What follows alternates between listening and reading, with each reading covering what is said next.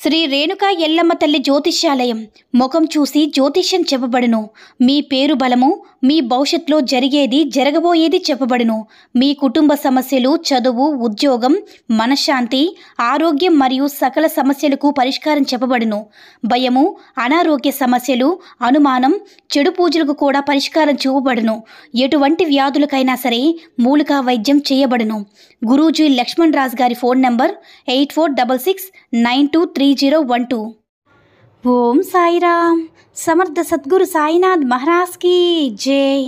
సాయిబాబా భక్తులందరూ కూడా నమస్కారం అండి.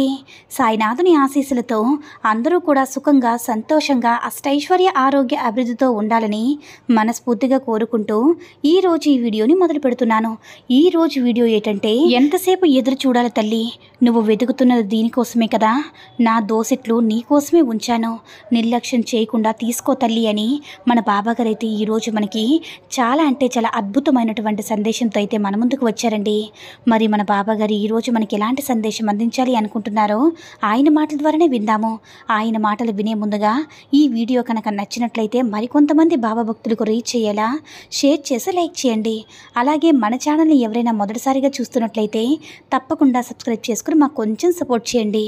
మరి మన బాబాగారి సందేశం ఏంటంటే, బిడ్డ, నీకున్నటువంటి చెడు రోజులన్నీ కూడా స్వస్తి చెప్పు తల్లి. నువ్వు దేనికోసమైతే వెతుకుతున్నావో, ఏ కోరిక తీరాలని ఆరాటపడుతున్నావో అవన్నీ కూడా తీర్చే బాధ్యత నాది. అవన్నీ కూడా తీరిపోయేటటువంటి రోజు కూడా ఈరోజే తల్లి. తప్పకుండా నీకు మంచి సమయం ఈ రోజు నుంచే ప్రారంభమయ్యింది. కాబట్టి నీ నూతన జీవితానికి స్వాగతం పలికేందుకు సిద్ధంగా ఉండు. ముందుగా నీకు శుభాకాంక్షలు బిడ్డ. ఎన్నో రోజులుగా ఎదురు చూస్తున్న నీకు అసలు నెరవేరదు అన్న నీ కోరిక ఇప్పుడు నెరవేరబోతుంది. ఇది సాధించడానికి నువ్వు చేసిన కృషి సామాన్యమైనది కాదు తల్లి. అవును కదా, నీ కష్టానికి తగిన ప్రతిఫలం వచ్చింది. నువ్వు ఆనందంగా ఈ సాయి మాటను సంతోషంగా విను. దేనికైనా సరే నీ విజయం అందుకునేందుకు ఇక నువ్వు సిద్ధంగా ఉండవలసిందే బిడ్డ. దీని గురించి నువ్వు ఎక్కువగా ఆలోచించాల్సిన అవసరమే లేదు. నీ విజయాన్ని ఆపేవారు ఇంకెవ్వరూ లేరమ్మా. నువ్వు ఎప్పుడు కూడా సగంలోనే ఆగిపోవద్దు. ఇంకా ఎన్నెన్నో విజయాలు నువ్వు సాధించాలి. ఉన్నతమైనటువంటి స్థాయికి ఎదగాలని నీకు ఇప్పటి వరకు ఉన్న కఠినమైన పరీక్ష కాలం దాటివేశావు బిడ్డ. ఇకపై నువ్వు ఏదైతే చెయ్యాలి అనుకుంటున్నావో దాన్ని అసలు నీకు అసలు ఎదురే లేదు. నువ్వు ఏదైతే చెయ్యాలని అనుకుంటున్నావో దాన్ని నువ్వు నిర్భయంగా చేసుకోవచ్చు తల్లి. అలాగే నీ మనసులో ఉన్న వ్యతిరేకమైన ఆలోచనలు మాత్రం బయటకు పంపవేసే. ఎందుకంటే అవి నిన్ను ఎక్కువగా కృంగదీసేలా చేస్తున్నాయి. కాబట్టి నువ్వు అనుభవించవలసినటువంటి పాపకర్మాలన్నింటినీ కూడా తొలగించుకో. చక్కగా నువ్వు వాటి నుంచి బయటపడ బిడ్డ. ఇకపై నీకు ఎలాంటి అడ్డంకులు రావు. ఏది చేయాలన్నా ధైర్యంగా చేయవచ్చు తల్లి. విజయ తీరాలు నీకు ఎప్పుడు కూడా చేరువ కావడానికి సిద్ధంగా ఉంటున్నాయి. అయితే ఒకటి మాత్రం గుర్తుపెట్టుకో బిడ్డ, నీలో గర్వం అనేది మాత్రం ఎన్నటికీ కూడా దరిచేరనివ్వద్దు. నిన్ను నమ్ముకున్న వారి నమ్మకాన్ని కూడా ఎప్పుడు కూడా వమ్ము చేయవద్దు బిడ్డ. నువ్వు కష్ట సమయంలో ఉన్నప్పుడు నీకు సహాయపడిన వారిని ఎప్పుడు కూడా మర్చిపోవద్దు. నీవు స్థిరపడిన తర్వాత ఇంకొకరి ఎదుగుదలకు నీ వంతుగా నీవు కాస్తైనా చేయూతనివ్వు తల్లి. అంటే నీ చేయికి, అంటే నీకు తగినటువంటి విధంగా ఏదైనా సరే వారికి మంచిగా సహాయం చెయ్యు. నీకు వచ్చిన ప్రతి అవకాశాన్ని చక్కగా అందుకొని విజయ పతాకం ఎగరవే బిడ్డ. కష్టాలు, కన్నీళ్ళతో విసిగి వేసారిపోయావు కదా, ఇక మీదటన్నిటినీ కూడా నీకు కాలం చెల్లిపోయింది. ఆనందంగా మీ కుటుంబంతో రోజులు గడపాలని ఎన్నో రోజుల నుంచి కలలు కన్నావు. అవన్నీ కూడా నెరవేరబోతున్నాయి బిడ్డ. ఇదంతా కూడా కేవలం మీ వల్లే జరిగింది బాబా అని అంటావేమో. నాకంటే కూడా నీ శ్రద్ధ, భక్తులు, అలాగే నువ్వు చేసినటువంటి కృషి వలనే ఈరోజు నిన్ను విజయ దశగా నడిపించాయి బిడ్డ.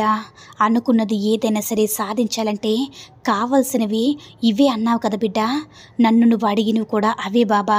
నాకు ఏదో ఒక ఉన్నతమైనటువంటి ఉద్యోగాన్ని కల్పించు.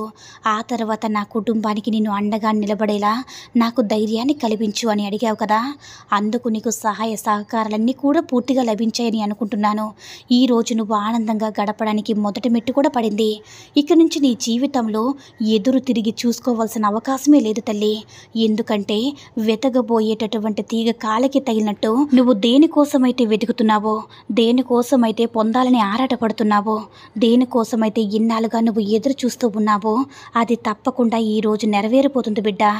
ఇప్పటికైనా సరే నా సొంత ఇంట్లో నివసించాలనే కోరిక నాకు చాలా ఎక్కువగా ఉంది బాబని అడిగావు కదా, అలాగే ఎన్నో సంవత్సరాల నీ కోరిక ఇప్పుడు అరుగుపడపోతుంది బిడ్డ. నా సన్నిధిలో కూర్చొని నా ఇంట్లో అంటే నా సొంత ఇంట్లో నివసించాలని ఉంది తండ్రి, నన్ను అనుగ్రహించు అని వేడుకునేదానివి. కానీ నువ్వు అడిగిన వెంటనే నేను ఇవ్వలేకపోయాను. ఆ సమయం రావడానికి చాలా సంవత్సరాలు పట్టింది బిడ్డ. ఇప్పటికీ నీకు అదృష్టం కలిసి వచ్చింది. నీ కోరిక ఆలస్యం అవుతున్న కొద్దీ నీలో ఆందోళన కూడా నేను గమనించాను. అలాగే నీవు నాపై ఉంచినటువంటి నమ్మకాన్ని కూడా నేను గమనించాను బిడ్డ. ప్రతిరోజు కూడా నాపై ఇంకా ఇంకా ఎక్కువ నమ్మకాన్ని కలిగి ఉన్నావు, కానీ ఎప్పుడు కూడా నాపై అపనమ్మకాన్ని పెట్టుకోలేదు. నువ్వు కోరినటువంటి కోరిక న్యాయబద్ధమైనది కాబట్టి అలాంటప్పుడు ఎందుకు నెరవేరదు చెప్పు బిడ్డ. నువ్వు ఉండగా అంటే నీ స్వగృహంలో నువ్వు కోరుకోవడం కారణమైతే ఉంది కదా తల్లి. నీ కోరిక ఏమీ ఇతరులకి హాని కలిగించేదైతే కాదు కదా, దానివలన ఎవ్వరికి కూడా అన్యాయం అయితే జరగదు. కాబట్టి నువ్వు దాని గురించి అస్సలు దిగులు పడాల్సిన అవసరమే లేదు తల్లి. నువ్వు నీ కోసమే కాకుండా నీలా బాధపడే వారందరికీ కూడా మంచి చేయమంటే వేడుకుంటున్నావు. నీలో ఉన్నటువంటి ఆ మంచి లక్షణం అదే తల్లి. అది ఎంతో ప్రీతికరం కూడా నాకు. ఇలాగే ఎప్పుడు కూడా నలుగురు మంచి కోరుతూ ఉండేవారు. వారు ఎప్పుడు కూడా సంతోషంగా ఆనందంగా గడుపుతారు బిడ్డ. బాబా, మనసంతా కూడా ఇలా ఆశలతోనే నిండిపోయింది. ఎన్నో సంవత్సరాలు నా కళ కలగానే మిగిలిపోతుంది బాబా. దాని గురించి నువ్వు ఎప్పుడైతే మంచి సమయం ఇస్తావో అప్పటి నుంచి నేను ఆనందంగా గడపగలనని ప్రతిరోజు కూడా నేను అడుగుతూ ఉన్నావు కదా తల్లి. నీ సమస్యని నేను దృష్టి సారించి మరీ చూశాను. మరి బాబా, దీని గురించి నేను ఎక్కువగా దిగులు పడుతూ ఉన్నానని నీకు కూడా తెలుసు కదా. ఆ దిగులు ఎలా పోగొట్టుకోవాలో కూడా తెలియక ప్రతిరోజు కూడా నీ సన్నిధానంలో కూర్చొని నాకు ఉన్న ఆ బాధంతా కూడా నీతో చెప్పుకొని మరీ వెళ్తున్నాను. నా మనసులో అల్లకల్లోలమైనటువంటి ఆలోచనలు, వీటి నుంచి నేను ఎలా బయటపడాలి, ఎలాగైనా సరే నాకు దారి చూపించండి అన్నటువంటి నీ ప్రార్థన నాకు చేరింది బిడ్డ. నీ సమస్య ఏమిటో నాకు తెలుసు, అలాగే నీకు కూడా తెలుసు. నేను కూడా చూస్తూ ఉన్నాను. అయినప్పటికీ నువ్వు ఏ సమస్య లేనట్టుగా నలుగురికి కనిపించాలి అనేటటువంటి ప్రయత్నం చేస్తూ ఆ బాధనంతా కూడా మనసులో నింపుకొని ఎలాంటి పరిస్థితుల్లో ఉన్నావో నేను అర్థం చేసుకోగలను తల్లి. అలాగే ఎలాంటి సమస్యలు నువ్వు ఎదుర్కొంటున్నావో నాకు కూడా తెలుసు. నలుగురికి తెలియడం మంచిది కాదు తల్లి, కానీ నీ వాళ్ళకి చెప్పుకో. ఎందుకంటే వారి మంచి మాటలతో నీకు ధైర్యాన్ని చెప్తారు, సలహాలు చెప్తారు. వాటన్నిటిని కూడా నువ్వు జాగ్రత్తగా ఆలోచించుకొని ఆ మంచి సలహాలు పాటించడం అసలు తప్పేమీ కాదు కదా. ఎందుకంటే వాళ్ళ భవిష్యత్ అంతా కూడా నీపైనే ఆధారపడి ఉంది బిడ్డ. నువ్వు ఉద్యోగం చేసి మంచి స్థాయిలో ఉంటే వారు కూడా సంతోషంగా ఆనందంగా ఉంటారు.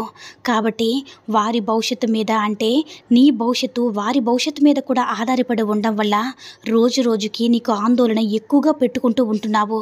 అలాంటి అవసరం ఏమీ ఉండదు తల్లి. ఏదో అయితే అంటే మంచి దారినైతే నేను చూపించబోతున్నాను. నువ్వు అడిగావు కదా తండ్రి, నాకు మంచి ఉద్యోగం కావాలి, ఆ ఉద్యోగంతో నా కుటుంబాన్ని నా పిల్లల్ని చాలా చక్కగా బాధ్యతగా చూసుకోవాలని నేను అడిగావు కదా. నీకున్నటువంటి న్యాయబద్ధమైనటువంటి కోరికను తప్పకుండా నెరవేరుస్తాను బిడ్డ. అది నీకు ఒక మంచి అవకాశంతో, నీకున్నటువంటి చదువుతో మంచి ఉద్యోగం రాబోతుంది బిడ్డ. ఇప్పుడు నేను నీకు ఏ విధంగా అయితే నీకు నమ్మకాన్ని కలిగించానో, ధైర్యాన్ని చెప్పానో, అలాగే నువ్వు కూడా నీ కుటుంబానికి మంచి మాటలతో ధైర్యాన్ని నమ్మకంగా చెప్పాలి. ఇంట్లో వారికి నీకు రాబోతున్నటువంటి అద్భుతమైన ఆనందకరమైన రోజుల గురించి వివరించి చెప్పు బిడ్డ. ఇంట్లో వాళ్ళకి చెప్పిన తర్వాత వారు కూడా కాస్త ఊరట పొందుతారు. తర్వాత నీ సమస్యకు తప్పకుండా పరిష్కారం నేను చూపిస్తాను కదా, అంతా నేను చూసుకుంటాను. ఏదైనా కానీ నువ్వు ప్రయత్నించిందే నేను ఎప్పుడు కూడా ముందుకు నడిపిస్తున్నాను. ఒక్క నెల రోజులు చాలు తల్లి, నీ జీవితంలో అనూహ్యమైనటువంటి మార్పును నువ్వు చూడబోతున్నావు.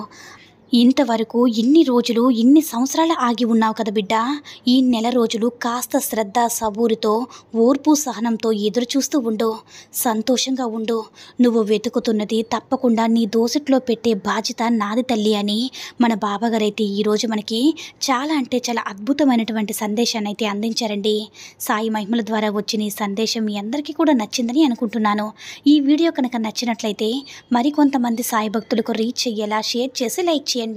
అలాగే మన ఛానల్ని ఎవరైనా మొదటిసారిగా చూస్తున్నట్లయితే తప్పకుండా సబ్స్క్రైబ్ చేసుకుని మాకు కొంచెం సపోర్ట్ చేయండి.